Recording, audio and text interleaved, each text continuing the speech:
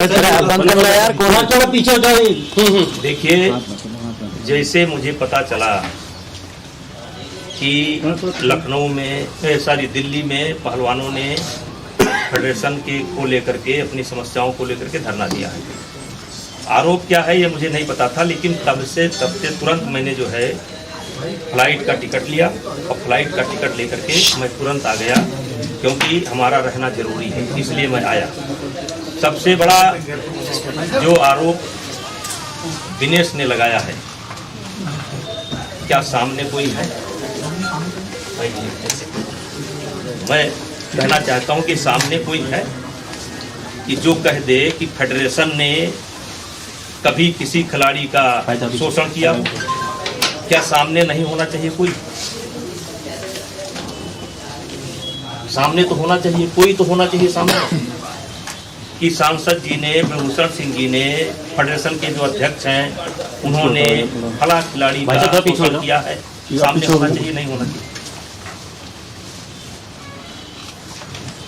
ब्रजभूषण जी, लेकिन उनका ये साफ साफ कहना है आप फेडरेशन के अधिकारी के साथ तो 2 घंटा लगेगा तो 2 घंटा बैठूंगा। नहीं बिल्कुल, एक करके आराम से पूछ रहे हैं। ब्रजभूषण जी, लेकिन उनका ये भी कहना है कि जिस तरीके से यौन शोषण के आरोप न सिर्फ आप पर और फेडरेशन के अधिकारियों पे हैं, उनका ये कहना है कि फेडरेशन जो है वो कायदे और कानून से नहीं चल रही है, उसमें कई खामियां हैं स्पोर्ट्स कोड को लेकर, इसीलिए आपको इस्तीफा भी दे देना चाहिए, आपको पद से हटाया जाना चाहिए। एक सवाल रखिए कोई, जैसे हमने अभी चलते चलते पढ़ा कि चीफ कोच का भी नाम लिया गया है कि वो भी पसंदीदा खिलाड़ियों का शोषण करते हैं।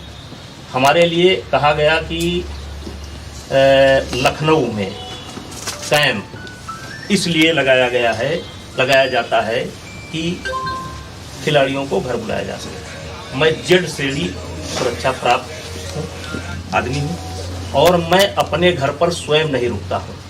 मेरा घर वहाँ से 120-30 किलोमीटर है, मेरा घर है लखनऊ में, लेकिन मैं यदा कदा साल में 1 बार या 2 बार रुकता हूँ। और सबसे बड़ी बात यहाँ है, अन्यथा मत लीजिएगा, एक शेर बोलना चाहता हूँ कि इसीलिए तो डगर डगर बदनाम हो गए मेरे आंसू, इसीलिए तो नगर नगर बदनाम हो गए मेरे आंसू, मैं उनका हो गया कि जिनका कोई पहरेदार नहीं था। मैं कमज़ोर जो राज्य है, जो कमज़ोर राज्य के खिलाड़ी हैं, मैं ये पूछना चाहता हूँ कि ना आप नेशनल लड़ोगे, ना आप ओपन नेशनल लड़ोगे, ना आप ट्रायल दोगे। ट्रायल भी आप चाहते हैं कि सारे खिलाड़ियों का ट्रायल हो जाए, फिर जो खिलाड़ी उसमें जीतता हो उससे आपका अकेले ट्रायल हो जाए। तो जो गार्जियन अपने बच्चों को लेकर के रात दिन मेहनत करते हैं और रात दिन उनके पीछे लगे रहते हैं, तो वो भी तो ओलंपिक के ही उम्मीद से खेल रहे हैं, वो भी तो वर्ल्ड ही खेलना चाहते हैं, वो भी तो एशिया खेलना चाहते हैं। और अगर इतनी दिक्कत थी फेडरेशन से, तो 10 साल से ये दिक्कत क्यों नहीं हुई? दिक्कत तब होती है जब फेडरेशन एक नियम बनाती है। फेडरेशन एक नियम बनाती है, दुनिया के कई देशों का हम लोगों ने अध्ययन किया और अध्ययन करने के बाद एक नियम बना। पहले हमारे यदा कदा खिलाड़ी ओलंपिक के लिए क्वालिफाई करते थे और ये कोटा व्यक्ति का नहीं होता है, देश का कोटा होता है। और पहले हमारे यहाँ की पॉलिसी थी कि जो खिलाड़ी सेलेक्ट होकर के आएगा वही खिलाड़ी ओलंपिक में जाएगा। इसी बात को लेकर के नरसिंह यादव और सुशील का एक प्रकरण आया था, लेकिन कोई ऐसा नियम नहीं था कि जिसको हम लोग ट्रायल करवा सकें, और इसलिए सुशील और नरसिंह का ट्रायल नहीं हो पाया क्योंकि ऐसा नियम नहीं था।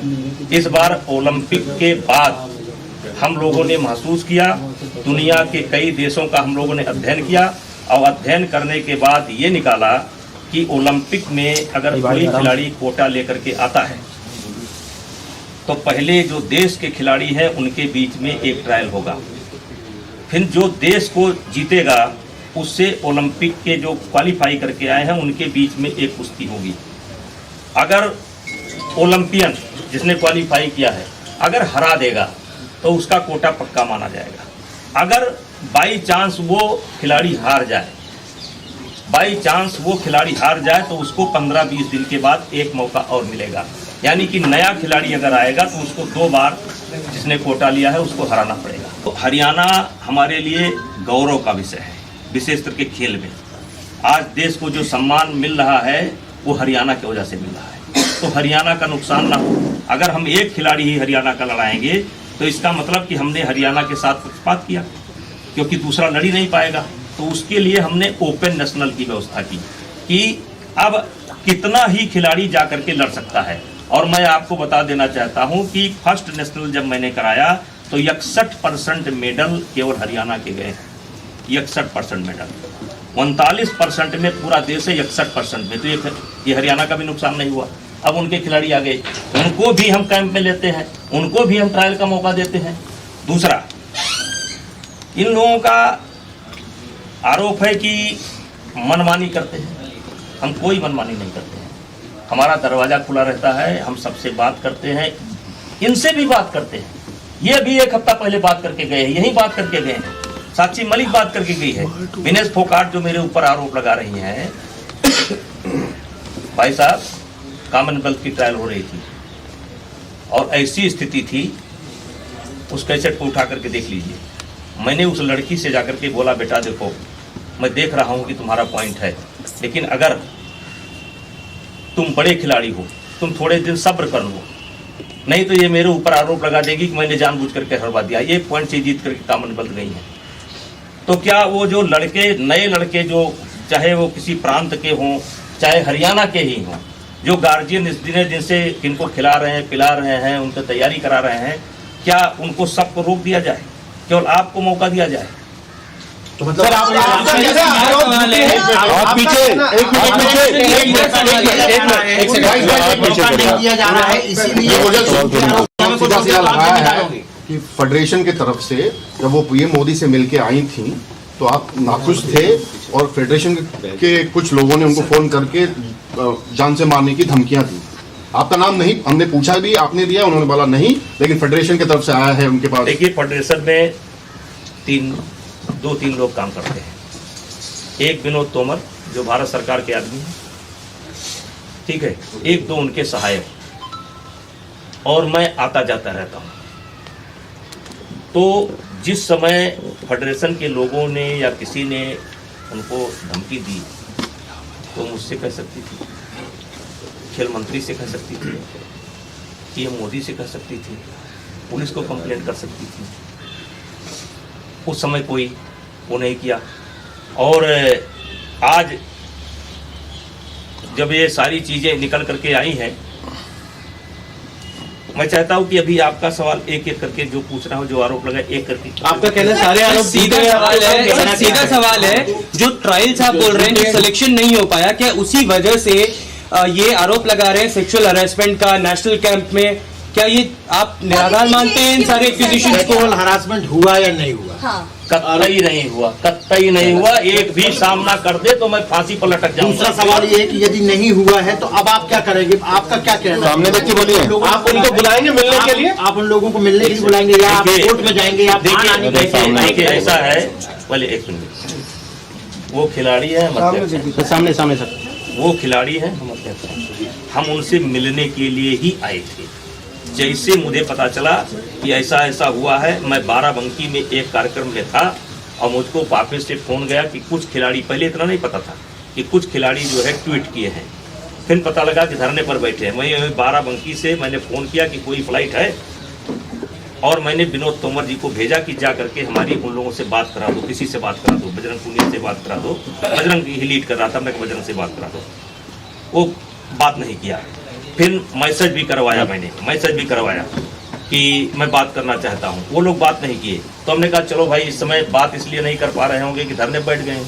अब जब धरने पर बैठ गए हैं तो हो सकता है कुछ लोग कहें ना बात करो, तो इसलिए नहीं कर पा रहे हैं। तो इसीलिए मैंने तुरंत, और उसके बाद आप लोग भी पहुँच गए, तो मैंने तुरंत आनंद फानन में, मेरा कल का कार्यक्रम अलग लगा हुआ था, आनंद फानन में अभी परसों 20 तारीख से ओपन नेशनल भी है, मैं आनंद फानन में फ्लाइट लिया और आपके सामने बैठा हूँ। रहा सवाल, यौन शोषण नहीं हुआ, कोई यौन शोषण जैसा नहीं संज्ञान हुआ। आरोप क्यों लगाएगा नहीं हुआ, नहीं हुआ, वो कह रहे कि मोदी जी को बताएंगे 20 बार किया नहीं है। हुआ, और सर एक या दो नहीं कई रेसलर नहीं हुआ, नहीं हुआ। एक भी रेसलर खड़ा कर दो, एक भी रेसलर खड़ा कर दो।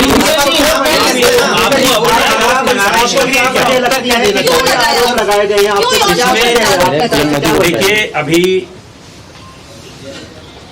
नेशनल गेम के समय हरियाणा में एक रेसलिंग फेडरेशन बनी। उस रेसलिंग फेडरेशन में हमारे कुछ पुराने खिलाड़ी भी थे। उस रेसलिंग फेडरेशन का एक आदमी आज धरने पर भी बैठा था, जो इसको लीड कर रहा था। नाम बताइए। नाम तो सर जब आपका नाम सब सामने सामने तीरथ आया, तो राणा। आपकी नाम लीजिए। तीरथ राणा, ठीक है। बैठा था, तीरथ राणा यहाँ पर बैठा था। और ये लोग नेशनल टीम, और वो जो टीम बनी थी वो संदीप सिंह जी के नेतृत्व में बनी थी। और उन्होंने ट्रायल भी कराए थे अपने कि हमारी टीम सेलेक्ट होगी, लेकिन गवर्नमेंट ने WFI की टीम जो थी उसको उन्होंने मान्यता दिया। और इसको लेकर के एक शिकायत मेरी पहले भी की जा चुकी है कि हम रेसलिंग फेडरेशन को, उस हरियाणा की रेसलिंग फेडरेशन को मान्यता दे दें। तो हमने कहा कि भाई हरियाणा की रेसलिंग फेडरेशन जो उन्होंने बनाया है और जो वो चाहते हैं कि मेरी टीम सेलेक्ट हो, तो उनको देश की रेसलिंग फेडरेशन बनाना चाहिए, हरियाणा की रेसलिंग फेडरेशन नहीं बनाना चाहिए। हरियाणा की रेसलिंग फेडरेशन नहीं बना, अंतोगत्ता सरकार ने रेसलिंग फेडरेशन जो टीम सेलेक्ट करती है उसको उन्होंने मान्यता दी। एक बड़ा कारण तो ये है। और इसमें किसी बहुत बड़े आदमी का हाथ भी है।